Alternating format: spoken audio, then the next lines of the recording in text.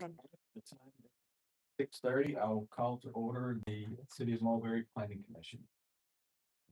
First item on the agenda is to approve tonight's agenda. Can I get a motion? I make a motion to approve tonight's agenda. Can I get a second? I'll say. All those in favor? Aye. Aye. All those opposed? I will do roll call. Commissioner O'Reilly is not here. Commissioner Alexander. Present. And Commissioner Atkins here. Commissioner Bodnar is not here. Commissioner Swan, Here. we do have a quorum. All right, next item on the agenda will be the approval of the May 19th, 2026 meeting minutes. Can I get a motion? I'll make a motion to approve the meeting minutes from May 19th. All right, can I get a second? Second. All those in favor say aye. Aye. All those opposed? So the meeting minutes are approved. Planning Commission comments. Anyone have comments? No comments. Okay.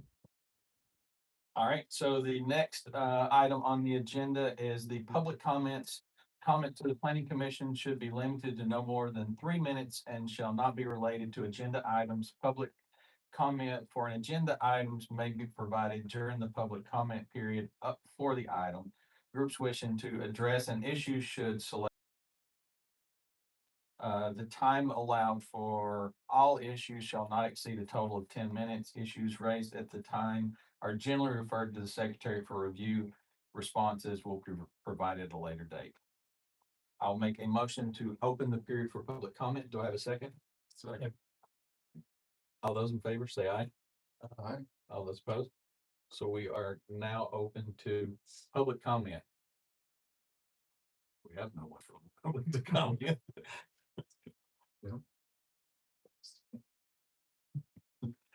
All right, since we have no one for public comment, I will make a motion to close the period for public comment. Do I have a second? Second. All those in favor say aye. Aye. All those opposed? All right, that concludes. So old business, we have none. New business, we have the zoning map adoption. That Hey, yeah, is this on? Is this on? Yes. maybe. Yeah, it is. It's on. I can't hear it. So great to be here tonight. For your one item tonight, as you stated, we have the adoption of the zoning map. What this is doing is codifying the updates to the zoning ordinance we made in the last meeting cycle. So we introduced the equestrian overlay district, as well as made sure that the activity overlay district over the Hamilton Mill Road. We just wanted them represented on those maps. And so it's kind of a best practice to just adopt the ordinance and then have the accompanying zoning map adopted as well. So there's been no zoning cases or anything subject to any of this that would have resulted in a change. It's just making official. The overlays are treated as a zoning district, so that's what it's doing. It's adding them to the map. Any questions? Questions? So I have a couple questions. Is the idea that this is sort of the end all and be all of the equestrian area, or is there an expectation that that grows into other areas, or? It certainly could grow and expand if you as the planning commission or city council sees that it would be appropriate in other areas. But this is kind of the area that has been identified as of now. So I'm curious as to why on the south side, basically where Bailey Road and Auburn Road, there's like one corner right there that's just not included. Is there a reason? I can check into that, and if it makes sense to incorporate it, we certainly can. It just seems like, as you're coming down, Yeah. The road there's like a few lots that just fall outside of it. So they're really in kind of no man's land there. So just be curious to take a look at that and see if that's something that maybe should be at least brought to Auburn Road, which will pick up those extra lots. Okay, so yeah, I can look at that, and if it makes sense, we can make that adjustment. And if you recommend we make that adjustment for mayor and council, we can definitely go ahead and do that. That shade, it's the hatching anyway. Yeah. But. So I can just confirm that it's I'll make a motion. Okay. that, And then, because it sounds like it's maybe shown on one and it's the other. Yeah, the- yes, anyway, I mean, at least like it's, it's hard to tell on that other map. We'll just verify that those parcels are consistent in the two maps. And then on the City of Mulberry zoning map, I'm assuming that the Italy book here is this some of this lower stuff? Because I noticed when I went to, because I tried to go onto the City of Mulberry page and compare it to our map on there, and there's some discrepancies on there. Is that maybe like some of the annexation stuff that's not currently shown on the city? Yeah, we've been working with the GIS provider to make sure they have the updated annexation boundaries, so I can double check that as well, but that would have been the earlier annexations. Just when I was trying to look at the two with. No, that's fair, and everything should be consistent, so. I've got just one question is there's a couple in the overlay district, there's a couple of large parcel owners. Have they been notified of this and spoken with? And I'm assuming that, I don't want to assume that. Yeah, I mean, there's definitely have been some conversations with property owners who have large parcels in that area. I can't speak to everyone, but I know that city administration has had some conversations about the equestrian overlay with property owners. I'm sorry for being late. What's the question? The question is there's a couple of property owners in the equestrian district. That it's going to have an effect on their parcels specifically, that are the biggest property owners. Have to bring conversations with them. There's horses out there already, so I'm assuming that these are, there's not pushback or, there's So- material pushback. I will say this way. If you're referring to the large tracts of land where the boarding barn is currently, Mhm. there has been conversations with that property owner already. There's not been any pushback as far as adding in the overlay. Okay. The overlay on the administrative side was to cover two things primarily. The first being what we discussed at the retreat, and looking at architectural standards at a district level, and then looking at portions of property that has that's undeveloped in between districts 4 and district 5. So doing a overlay here gives a transition going into the equestrian theme that we've presented as a primary theme in District 5. Right. And so that idea overall about let's do an overlay, because if there were, and that's why we look at it, there's the architectural standards or the fencing and the things Right. like that, but there's also the ability for PUD, Mhm. so that the level is 1 acre minimum lots. Mhm. You have a black wooden fence that shows some uniformity, but if someone were to come in and they wanted to do a large scale development, they had that ability to do a PUD for it. If they have more than 50 units inside of it, then they have to do some added community things inside of that because of the overlay.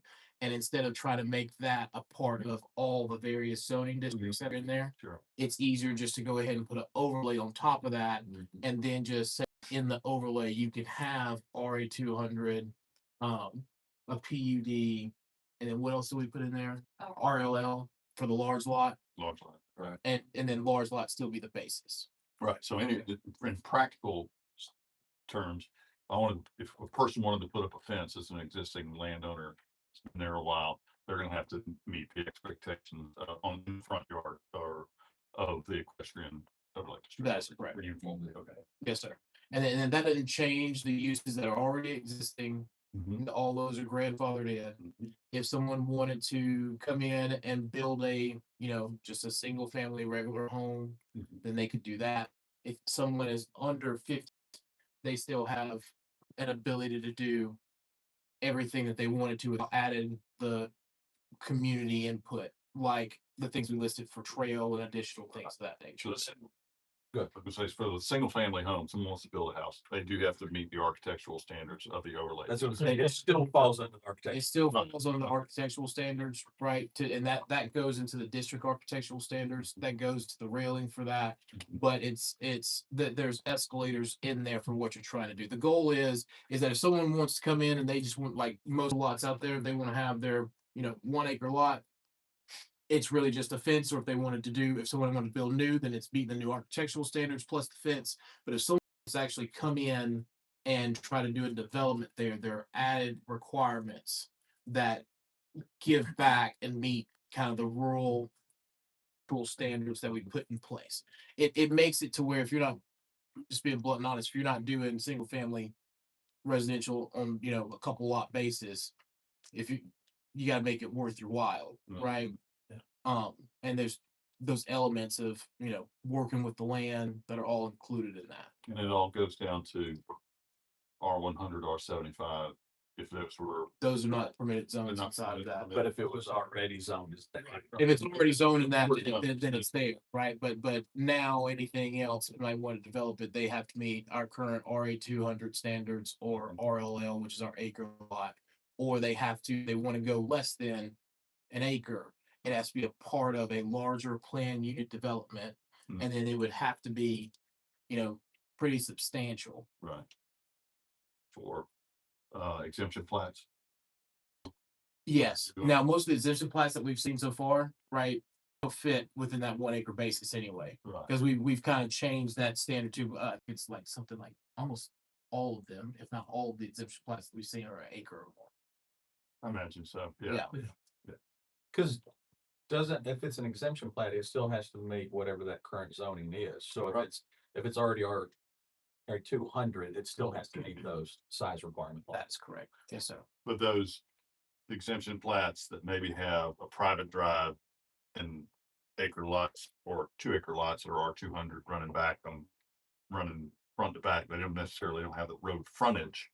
And I'm speaking because there are some that have done that off of near this area. Yeah, I'll give you an example of how we've been handling that, right? It all depends on what the developer wants to do when it comes to that instance. If you can meet the acre or acre and a half requirements in RLL or RA 200 without having a shared access easement, then that's there. Otherwise, you have to draw the property line to the center of the shared access easement, and then it's divided up by the lot, and you have to still meet the Still minimum meet the lot standards, requirements. still meet the standards. Yep. Great. That's my question. Questions? Okay, I think we answered my questions, so. Okay. All right, I will make a motion to open the period for public comment for the zoning map.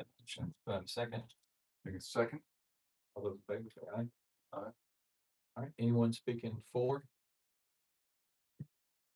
Anyone speaking against? All right, since we have no comments, I will make a motion to close the period for public comment. Second, I'll second. all those in favor say aye. Aye. All those opposed? All right, so the period for public comment is closed. Do y'all have any other thoughts or questions that we wanna, before I make a motion? I don't, those are my questions. Okay. So I will make a motion to recommend approval of the zoning map adoption. With the one, amendment of taking a look at the lots that fall on the south side of the overlay district, but on the north side of Auburn Road. Got it. Got it. All right, do I have a second? Second. All right, all those in favor say aye. Aye. All those opposed? All right, so that recommended approval. And that brings an end to that. Is there any staff announcements or? Just quickly, today was an application deadline day, and we did receive 3 applications by submittal, 1 rezoning and 2 special uses. We'll still need to go through and ensure that they are complete, but at this point in time, we will be having a meeting in July. Okay, thank you. No problem. That's it. I will make a motion to adjourn. Do I have a second? Second. All right, all those in favor say aye. Aye. All those opposed? All right, meeting adjourned. Thank you.